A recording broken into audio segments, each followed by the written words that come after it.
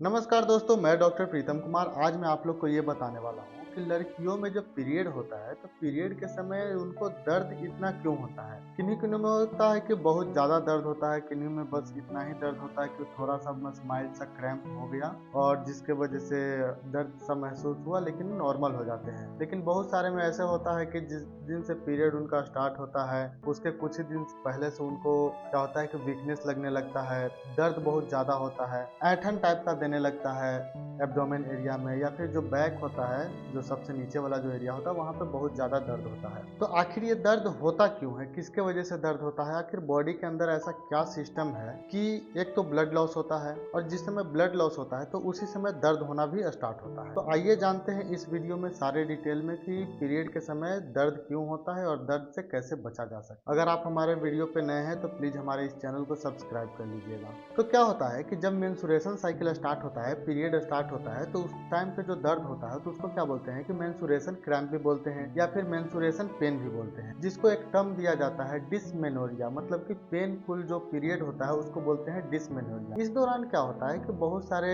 जो लेडीज होती है, बहुत सारे जो लड़कियां होती है, उनमें किन्हीं किन्हीं में बहुत ज्यादा दर्द होता है, किन्हीं में बहुत कम दर्द होता है। तो ये किसके कारण से होता है? तो सबसे पहले क्या होता है कि यूट्रस का कॉन्ट्रैक्शन होना। कहने का मतलब होता है कि जब पीरियड आता है तो पीरियड के पहले क्या होता है कि वहाँ पे इंडोमेट्रियम का परत बनता है। जैसे क्या हो गया कि जैसे मान लीजिए कि ये आपका यूट्रस है, तो यूट्रस के ऊपर एक इंडोमेट्रियम का लेयर बनता है, यानी कि उसको सॉफ्ट बनाया जाता है। सॉफ्ट क्यों बनाया जाता है? क्योंकि वहाँ पे अगर मान लीजिए कि एग का फर्टिलाइजेशन हो जाए तो वहाँ पे आके इम्प्लांट हो। कहने का मतलब कि जो भी बेबी छोटा सा भी बनता है एक बीज जैसा, वो वहाँ पे आके आराम से यहाँ पे आके बैठ सके, ताकि उसको किसी भी तरह का प्रॉब्लम ना हो। तो इसलिए ये लेयर बनता है। ओवुलेशन होता है 14 दिन पे। 14 दिन के बाद अगर वो कांटेक्ट में रहा, फर्टिलाइज एग हुआ, तो उसके बाद क्या होता है, इम्प्लांटेशन होता है। जो इम्प्लांटेशन होता है, तो अगर मान लीजिए कि इम्प्लांटेशन नहीं हुआ, मतलब कि यहाँ पे आके वो नहीं बैठा, तो ये जो लेयर बनता है तो ये लेयर ही टूट टूट के बाहर निकलता है। कि नॉर्मल वो ब्लड होता है और कुछ होता नहीं है, वो लेयर जो टूट के बाहर निकलता है। किन्हीं किन्हीं में जब मेंस्ट्रुएशन साइकिल आता है, पीरियड आता है, तो बोलते होंगे कि शायद खून का थक्का जैसा आ रहा है, तो और कुछ नहीं होता है, वही होता है, वो लेयर टूट के बाहर निकलता है। और ये जो ब्लड का जो फॉर्म होता है बिल्कुल प्योर होता है, अनप्योर ब्लड ये नहीं होता है। तो ये टूट के जो गिरने का जो प्रक्रिया होता है, तो कैसे होता है कि यूट्रस है, तो यूट्रस में क्या होगा कि वो कॉन्ट्रैक्शन करता है। मतलब कि नींबू कैसे निचोड़ते हैं, ये यूट्रस है, यहाँ पे उसका लाइनिंग बना हुआ है इंडोमेट्रियम का, कि नींबू जैसे निचोड़ा जाता है तो इस तरह से अंदर कॉन्ट्रैक्ट होता है। तो ये जो ममोरा देता है, कॉन्ट्रैक्ट होता है, तो इसी कारण से क्या होता है कि दर्द होता है। और ये जो कॉन्ट्रैक्शन होने का प्रक्रिया किसके द्वारा होता है? एक प्रोस्टाग्लैंडिन नाम का हार्मोन होता है, यानी कि केमिकल भी बोल सकते हैं, उसके द्वारा ये प्रक्रिया होता है। क्योंकि अगर जितना ही ज्यादा प्रोस्टाग्लैंडिन रिलीज होगा, यानी कि उतना ही तेजी ये कॉन्ट्रैक्शन करेगा, और जितना कम होगा उतना कम करेगा। तो ज़्यादा कॉन्ट्रैक्शन होगा तो ज़्यादा दर्द होगा, अगर कम कॉन्ट्रैक्शन हो रहा है तो कम दर्द होगा।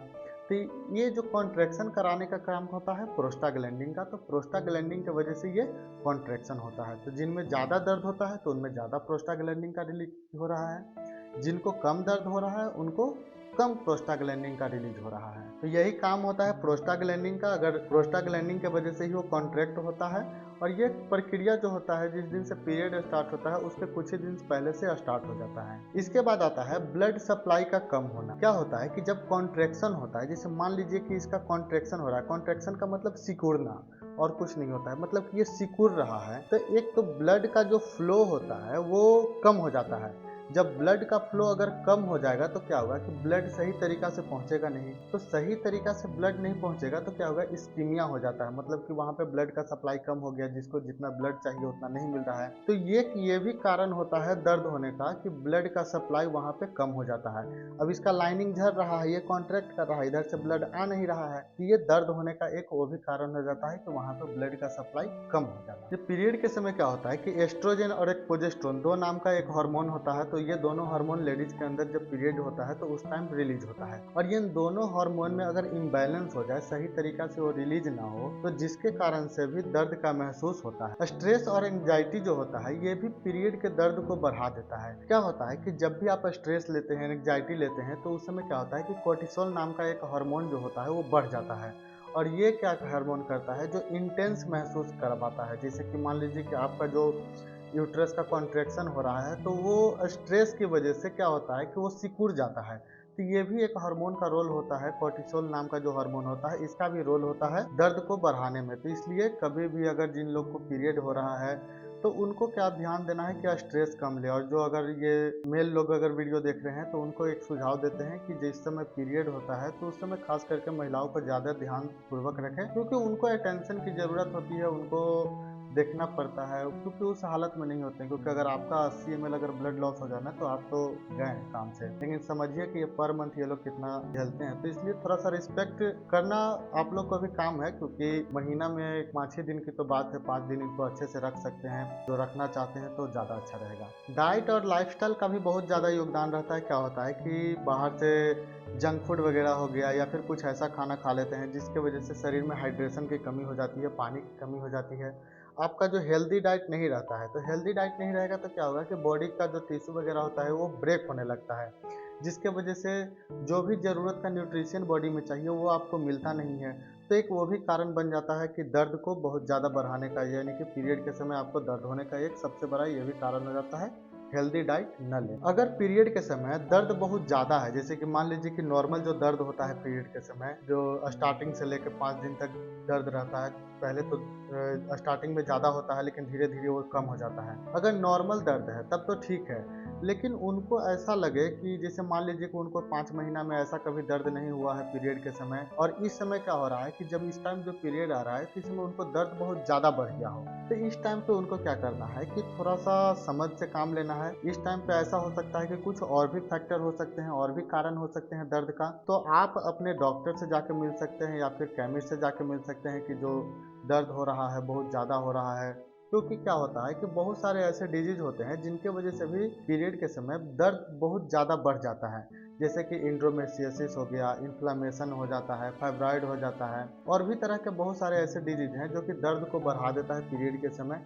तो इस पे ध्यान देने वाली बात है, क्योंकि नॉर्मल दर्द ठीक रहता है, लेकिन ज़रूरत से ज़्यादा कोई भी चीज़ हानिकारक ही होता है। अगर तो इस तरह का दर्द वो महसूस कर रहे हैं, तो अपने डॉक्टर से जाके मिलें, क्योंकि आगे चल के उनको कोई ऐसा प्रॉब्लम ना हो जाए कि जिससे कि उनको बहुत ज़्यादा दिक्कत हो। तो इसीलिए कोई भी बीमारी का अगर पहले ही इलाज करवा लेते हैं तो ज़्यादा अच्छा रहेगा। तो ये था कुछ फैक्टर जिसके वजह से पीरियड के समय दर्द होता है। अब इसका इलाज कैसे करें? जब मान लीजिए कि दर्द हो गया है, तो दर्द को से कैसे छुटकारा पाना है? तो दर्द से छुटकारा पाने के लिए क्या करना है कि सबसे पहले तो एक नॉर्मल काम करना है। अगर मान लीजिए कि जिनको क्रैम्प हो रहा है, पीरियड हो रहा है, तो क्या करना है कि एक गर्म थैली जो आता है पानी का, तो उससे सेकाई करना है। या फिर नहीं भी है अगर थैली, तो क्या करना है कि बोतल में पानी भर लेना है, गर्म पानी किसी बोतल में भर लेना है, और उसको अपने एब्डोमेन के पास रखना है। जिसकी वजह से क्या होगा कि अगर आप गर्म वहाँ पे रखेंगे, तो जो कॉन्ट्रैक्शन हो जाता है वो डायलेट हो जाता है। तो जानते हैं कि कोई भी चीज़ गर्म जिसमें भर के रखा जाता है तो वो फैलता है। तो जिसकी वजह से क्या होगा कि ब्लड का सप्लाई जाएगा और आपका दर्द कम हो जाएगा। एक्सरसाइज और योगा का करना। एक्सरसाइज और योगा में क्या होता है कि जब आप कोई भी फिजिकल वर्क करते हैं, एक्सरसाइज करते हैं, तो उससे क्या होता है, बॉडी आपका स्ट्रेच होता है, और फिजिकल एक्टिविटी की वजह से आपका जो ब्लड का फ्लो होता है, ब्लड का सर्कुलेशन होता है, वो बहुत अच्छे तरीक़ा से काम करता है, जो कि जो टिश्यू में ब्लड जितना पहुंचना चाहिए उतने मात्रा में पहुंचता है, जिसके वजह से क्या होता है कि आपको दर्द कम महसूस होता है। हेल्दी डाइट लेना। हेल्दी डाइट में आपको क्या लेना है कि पीरियड के समय क्या होता है, ब्लड का लॉस होता है। अगर ब्लड का लॉस हो रहा है, तो आपको क्या चाहिए कि शरीर में ब्लड का बनाना है, तो ब्लड बनाने के लिए ऐसा खाना खाएं जो कि आपको हीमोग्लोबिन के लेवल को मेंटेन रखे।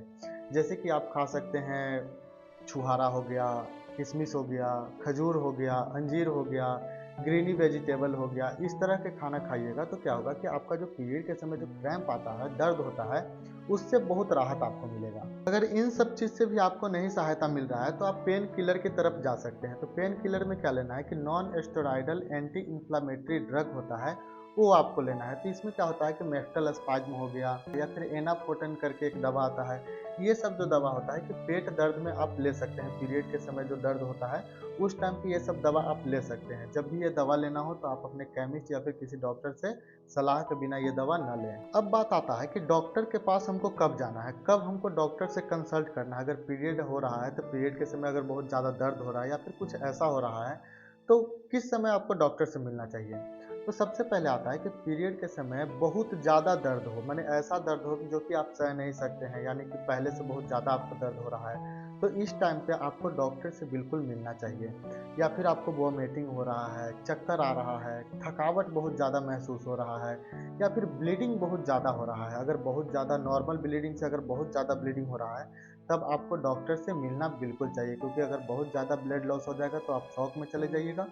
हो सकता है कि एनीमिया की वजह से आप बहुत ज़्यादा सीवियर कंडीशन भी आपको हो सकता है, यानी कि हेल्थ इशू आपका बहुत ज़्यादा बिगड़ सकता है। तो इन सब चीज़ अगर हो तो ये सब चीज़ में आप अपने डॉक्टर से बिल्कुल आपको सलाह लेना है। तो ये था जानकारी पीरियड से रिलेटेड दर्द के बारे में कि पीरियड के समय दर्द होता है तो उसमें क्या होता है, क्या नहीं होता है, कैसे दर्द होता है, दर्द से छुटकारा पाने के लिए क्या करना चाहिए, कौन से दवा लेना चाहिए, कब डॉक्टर से मिलना चाहिए। अगर आपको ऐसा लगता है कि हमारी सहायता आपको चाहिए तो डिस्क्रिप्शन में मेरा नंबर दिया हुआ है, ईमेल दिया हुआ है। वहाँ पे किसी भी तरह का आपको जानकारी चाहिए तो आप हमें मैसेज करके पूछ सकते हैं, हम आपको बिल्कुल सहायता करेंगे। अगर आपको ये वीडियो पसंद आए तो प्लीज़ हमारे चैनल को सब्सक्राइब कर दीजिएगा।